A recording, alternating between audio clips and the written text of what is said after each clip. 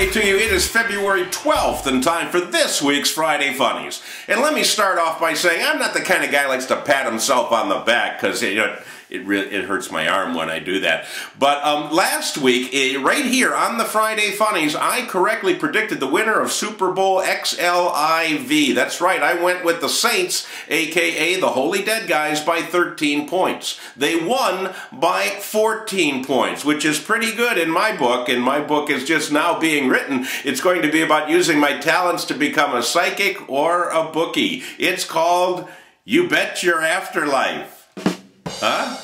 All right, elsewhere, John Edwards, who is not officially divorced yet, proposed this week to Rielle Hunter, the mother of his love child. This officially makes him the creepiest guy of the year.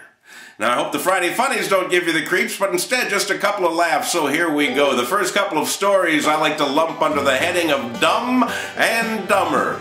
First one, in Flint, Michigan, a man accused of A, stealing a car, and then B, reporting that car stolen, told police that he was robbed at gunpoint when he tried to buy crack cocaine with a credit card. Flint police said, quite honestly, they don't even know where to start with this story.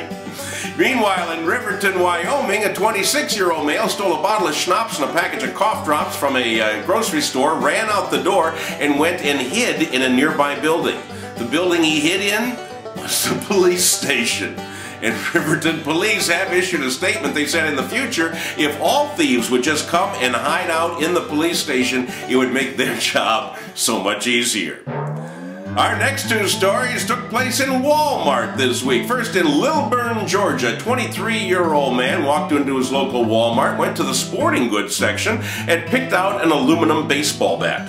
Then he went to the TV section and proceeded to bash in the screens of 29 flat-screen TVs. When they asked him why he did it, he said, "I'm sorry, I just went nuts because when I went in there, all of the TVs were tuned to C-SPAN, and I thought I was surrounded by Nancy Pelosi." Meanwhile, in a Walmart in South Kitsap, Washington, a 51-year-old man, a guy who should know better, he was shopping there with his wife. He wandered off by his own and started setting off some liquid stink bombs, and he was spraying an aerosol can of what was called super fart spray.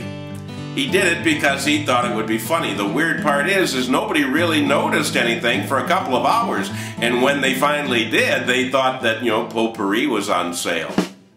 And finally, I'd like to report that Barney Fife, I think, is alive and well and living in Sauquiot, New York. Sauquiot is a small hamlet in upstate New York, and this week the police arrested an 11-year-old boy. What happened was this kid was in school, another kid kept bothering him. He told him to bug off, and the kid kept bothering him, so this 11-year-old boy tried to stab the other kid with a pencil.